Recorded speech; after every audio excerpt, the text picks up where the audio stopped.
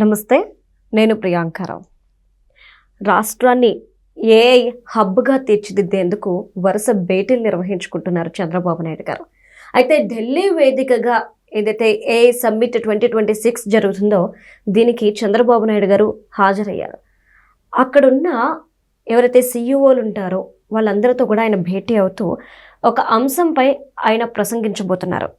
అదొచ్చేసి AI accelerators fuelling India's economic growth అనే అంశంపై జరిగే సెషన్లో అస్సాం ముఖ్యమంత్రి హిమంత బిశ్వ శర్మ, కేంద్ర మంత్రి జితిన్ ప్రసాద్, అలానే టీసీఎస్ ప్రతినిధులతో కలిసి చంద్రబాబు నాయుడు గారు పాల్గొంటారు. మరి ఇంత గొప్ప అంశం మీద చర్చ జరుగుతున్న నేపథ్యంలో రాష్ట్రానికి కలిగే లాభం ఏంటి? అంటే చంద్రబాబు నాయుడు గారు కూడా అక్కడ పాల్గొంటున్నారు కాబట్టి మనకి రాష్ట్రానికి ఏదైనా పెట్టుబడి కానీ ఏదైనా కంపెనీని కానీ తీసుకొచ్చే యోచనలో ఉన్నారా అనేది తెలుసుకుందాం. మనతో మాట్లాడడానికి ప్రముఖ పొలిటికల్ ఎనలిస్ట్ డివి శ్రీనివాస్ గారు ఉన్నారు. ఆయన అడిగి తెలుసుకుందాం. నమస్కారం సార్. నమస్తే.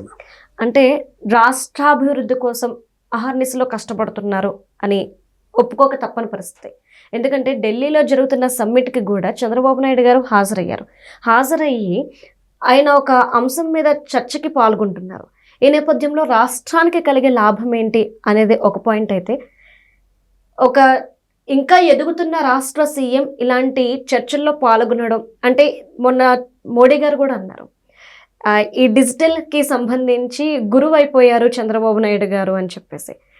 ఎలా చూడాలి అంటారు? ముఖ్యమంత్రి చంద్రబాబు ఈరోజు ఢిల్లీ పర్యటన, అక్కడ ఉన్నటువంటి ఆ కేంద్ర మంత్రి, అస్సాం ముఖ్యమంత్రి వీళ్ళందరితో కలిసి ఒక కీలక ఉపన్యాసం, ఇది AI accelerators fuelling India's economic growth. ఇది ఒక గేమ్ చేంజర్. ఇది ఆర్టిఫిషియల్ ఇంటెలిజెన్స్ అనేది రాబోయే 30 ఏళ్ల యువత ఉపాధికి ఇదే పునాది. అంటే ఏ విధంగా అయితే ఐటీ అనేది అప్పుడు 30 ఏళ్ల క్రితం ఒక గేమ్ చేంజర్గా మారిందో, ఇవాళ మరి కోట్లాది మందికి అదే ఉపాధిగా మారిందో, అలాంటి ఇన్ఫర్మేషన్ టెక్నాలజీ ఈరోజు మరో కొత్త రూపాన్ని సంతరించుకుంటారు. ఆర్టిఫిషియల్ ఇంటెలిజెన్స్ రూపంలో ఇవాళ మనం తీసుకున్నట్లయితే నిన్న ప్రధాని మోడీ కూడా మాట్లాడుతూ ఆయన స్పష్టంగా చెప్పారు, ఏంటి కృత్రిమ మేధ అనేది ఇవాళ మానవ శక్తి అన్నాడు. అసలు మానవ్ అనేదానికి ఆయన ఒక అబ్రివేషన్ కూడా ఇచ్చారు, ఏంటి moral and ethical systems, accountable governance, national sovereignty, accessible, inclusive, valid, legitimate అంటూ మానవ్ అనేదానికి ఒక కొత్త నిర్వచనం ఇచ్చాడు. అంటే మనిషి ఏఐ చేతిలో ఒక పనిముట్టు కాకూడదు, ఆర్టిఫిషియల్ ఇంటెలిజెన్సే మనిషి చేతిలో ఒక పనిముట్టుగా ఉండాలి, మానవే పైచేయి కావాలంటూ ఇవాళ ప్రధాని మోడీ నిన్న ఇచ్చినటువంటి ఆ సందేశం మొత్తం హాజరైనటువంటి ప్రపంచవ్యాప్తంగా వచ్చినటువంటి ఏఐ నిపుణులకే కాదు, ఈ దిగ్గజ కంపెనీల మరి సీఈఓలకే కాదు, దేశాధినేతలకు కూడా అదొక సందేశం. ఎందుకంటే ఇవాళ మరి నైతిక విలువల వ్యవస్థ, జవాబుదారీ పాలన, సార్వభౌమత్వం, అందుబాటు, సమ్మిళితం, చెల్లుబాటు, చట్టబద్ధత. అంటే ఆర్టిఫిషియల్ ఇంటెలిజెన్స్ ఇవాళ పక్కదారి పడతారు, మిస్యూజ్ చేస్తున్నారు.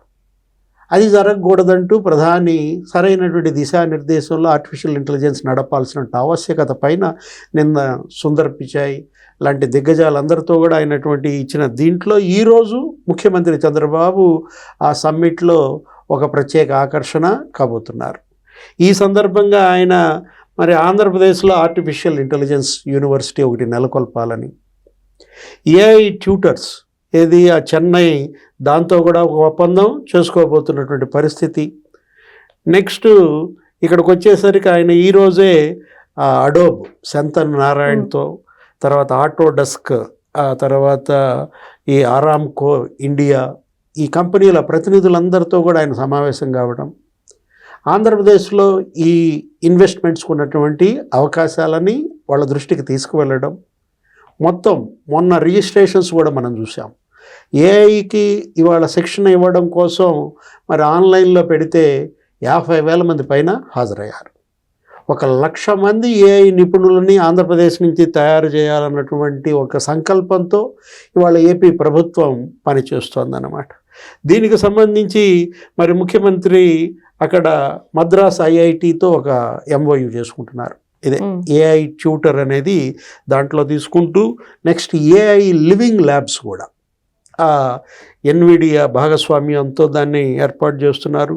అట్లాగే ఆ క్వాంటెలా ఆ ఎండితో కూడా సమావేశం అవుతారు. మరి సుందర్ పిచాయ్తో కూడా భేటీ ఉంటుందా? ఎందుకంటే గూగుల్ డేటా సెంటర్ ఇవాళ అసలు ఇది ప్రపంచంలోనే అతిపెద్ద డేటా సెంటర్గా $15 బిలియన్ ఇక్కడ పెట్టుబడి పెడుతున్నాం. విశాఖపట్నం నుంచి మరి 13 దేశాలకు సబ్సీ కేబుల్ కూడా వేస్తున్న పరిస్థితుల్లో అదొక గేట్వేగా మారింది.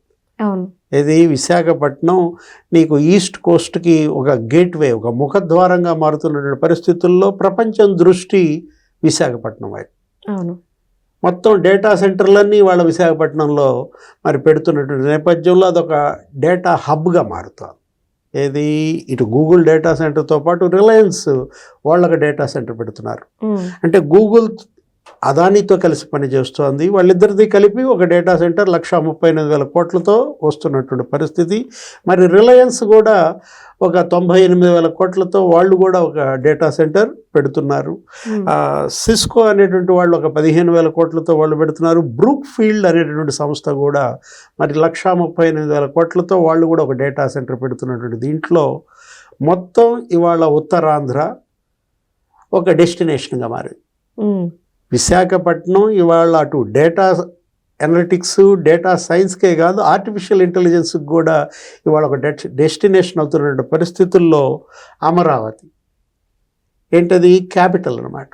ఆంధ్రప్రదేశ్ రాజధానిగా అమరావతిలో క్వాంటమ్ వ్యాలీ ఏర్పాటు. రైట్.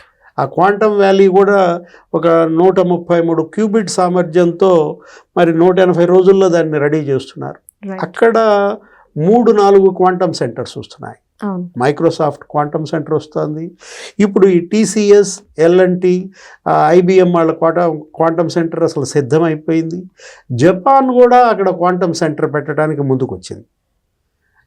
ఫుసూజు అనే డేటా సెంటర్ వాళ్ళు కూడా పెడుతున్నటువంటి పరిస్థితుల్లో మొత్తం ఇవాళ క్వాంటమ్ వ్యాలీగా అమరావతి, రైట్, ఆర్టిఫిషియల్ ఇంటెలిజెన్స్ హబ్గా అమరావతి, డేటా హబ్గా విశాఖపట్నం. అటు ఉత్తరాంధ్ర ఇటు ఈ కోస్తా ప్రాంతాలు ఇవాళ సాఫ్ట్వేర్ హార్డ్వేర్ కంపెనీలన్నీ కూడా ఇవాళ ఈ ప్రాంతం వైపు చూస్తున్న పరిస్థితుల్లో మరోవైపు రాయలసీమ, తిరుపతి, అంటే ఈ మూడింటినే 3 మెగా హబ్స్గా. తిరుపతి వచ్చేసరికి అక్కడ ఏరోస్పేస్ మరి అక్కడ ఎలక్ట్రానిక్స్ హబ్గా తయారు చేస్తున్నారు. సెమీ కండక్టర్స్ అన్నీ కూడా అక్కడ కొప్పర్తిలో, తర్వాత ఓర్వకల్లులో జపాన్ ఒక 15,000 కోట్ల పెట్టుబడులతో, కొరియా.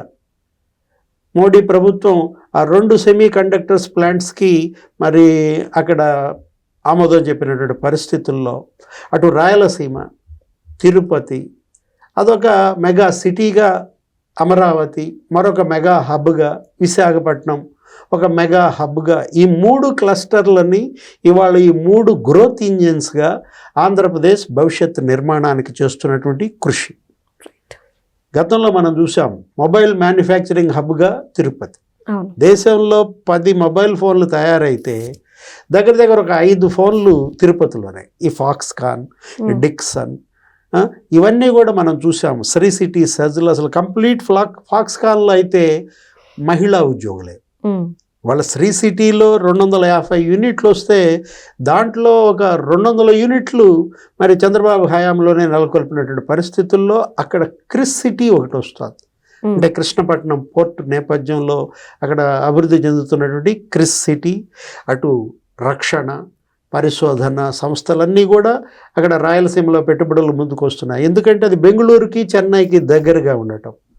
3 ఇండస్ట్రియల్ క్యారిడార్సు ఇవాళ ఆంధ్రప్రదేశ్ మీదుగా పోవడం. అటు VCIC Visakha Chennai industrial corridor, మరోవైపు BCIC Bengaluru Chennai industrial corridor, HBIC కొత్తగా వచ్చినటువంటి industrial corridor, Hyderabad Bengaluru industrial corridor. ఇవి 3టికి కూడా రాయలసీమే ఇవాళ ఒక ప్లాట్ఫామ్ అయినటువంటి పరిస్థితుల్లో అటు కడప, కర్నూలు అసలు డ్రోన్ సిటీగా చూస్తున్నారు. అవును. అసలు ప్రకాశం ఇవాళ రెన్యూవబుల్ ఎనర్జీ హబ్గా మారుతున్నటువంటి పరిస్థితుల్లో రిలయన్స్ వాళ్ళే అక్కడ 65,000 కోట్లతో ఈ బయోగ్యాస్ ప్లాంట్స్ పెడుతున్నటువంటి దీంట్లో యువత ఉపాధి లక్ష్యంగా ఇవాళ ఆంధ్రప్రదేశ్ ప్రభుత్వం, ముఖ్యమంత్రి చంద్రబాబు నాయుడు వాళ్ళు తీసుకున్నటువంటి టార్గెట్ 20 లక్షల మందికి ఉపాధి కల్పించాలని రైట్ 5 ఏళ్లలో.